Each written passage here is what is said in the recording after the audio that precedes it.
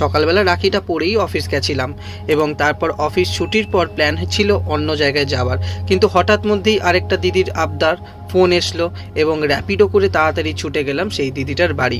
এই দিদিটা আর কেউ নয়, আমার পাড়ায় থাকতো, বহু বছর ধরে আলাপ।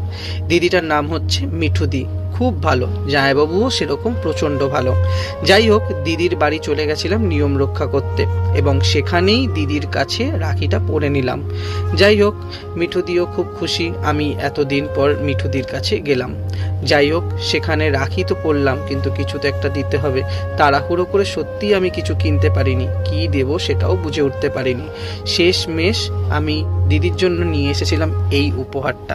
জানি না কেমন লাগলো, তবুও দিদি তো বললো ভালোই লাগলো। সো ভাই বোনের ব্যাপার এখানে ম্যাটার করে না যে আমরা কি দিচ্ছি, ম্যাটার করে কি ভাব, মানে কি ভক্তিতে আমরা দিচ্ছি, সেটাই তোমাদের কাছে শেয়ার করা। রাখির দ্বিতীয় পর্ব, কানের সামনে ধরো। পছন্দ হয়েছে? খুব পছন্দ হয়েছে, থ্যাংক ইউ।